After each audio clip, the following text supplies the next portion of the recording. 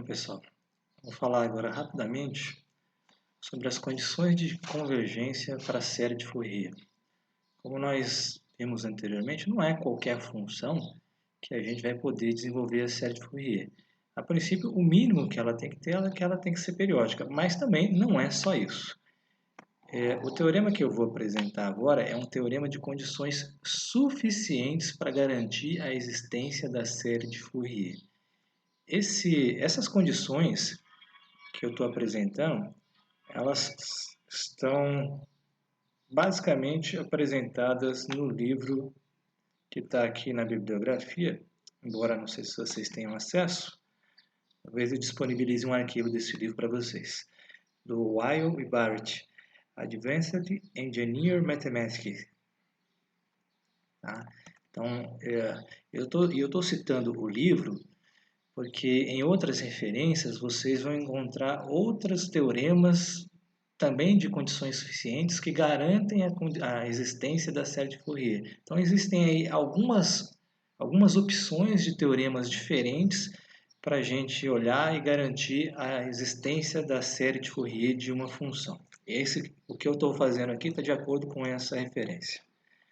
Então, uma função f que seja periódica, e vamos supor que ela ainda satisfaz três condições. Primeira condição, f é limitada, então é periódica e limitada. Segunda condição, f possui um número finito de máximos e mínimos locais em cada intervalo real finito. Então, se você olhar no domínio da f, pega um intervalo qualquer que seja limitado, e nesse intervalo a função f não pode possuir infinitos máximos e mínimos locais.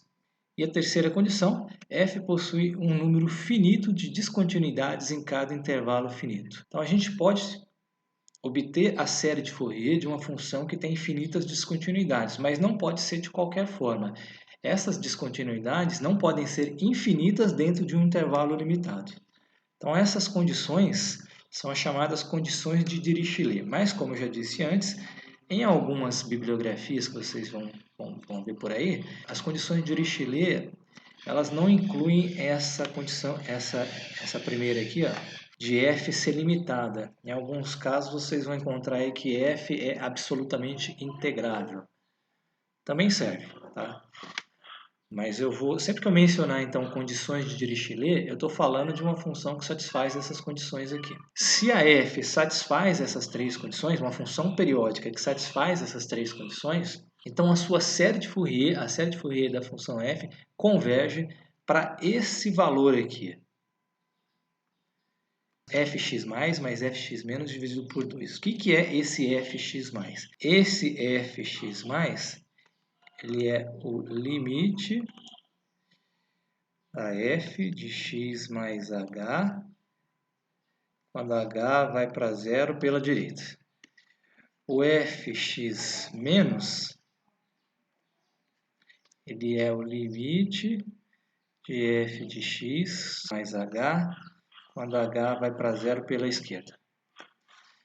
Em outras palavras, deixa eu fazer um desenho aqui, ou melhor, vamos ilustrar isso, né? Se eu tenho, por exemplo, uma função assim, vamos supor que ela tem uma descontinuidade aqui. Nesse ponto de descontinuidade, eu vou chamar aqui de x. Esse aqui é o ponto x.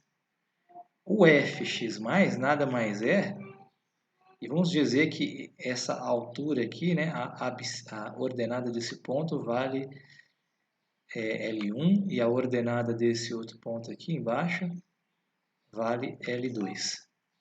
Então, o fx mais nada mais é do que o limite lateral à direita.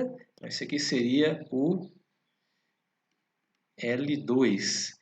E o fx menos nessa figura seria o L1. Então, são os limites laterais no ponto x.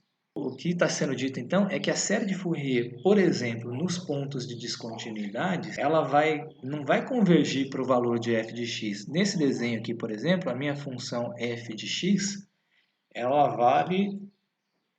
Vamos chamar isso aqui de x1, né? Pronto, x1 mais, x1 mais, x1 menos. O f de x1 vale L1 na minha figura. Aqui está aberto, aqui em cima. E Mas a série de Fourier não vai convergir para L2. Ela vai convergir para a média dos limites laterais, para L1 mais L2 dividido por 2. O que eu tenho é o seguinte, se eu for calcular A0 sobre 2 mais somatório de AN cosseno de N πx sobre L, N de 1 até infinito, mais Bn seno de N πx sobre L. Se eu calcular isso daí para x1, o resultado não vai ser f de x1, vai ser L1 mais L2 dividido por 2. Por outro lado, vamos pegar aqui um x2 nessa figura. Se eu considerar um ponto x2, que é um ponto onde a f é contínua. Neste caso, os limites laterais nos pontos de descontinuidade são iguais ao valor da função f.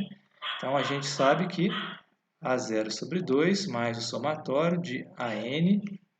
AN e BN são os coeficientes que a gente calcula usando as fórmulas de Euler e Fourier. Πx2 sobre L, Bn, seno de N πx2 sobre L. Isso aqui vai ser, de fato, o f de x2.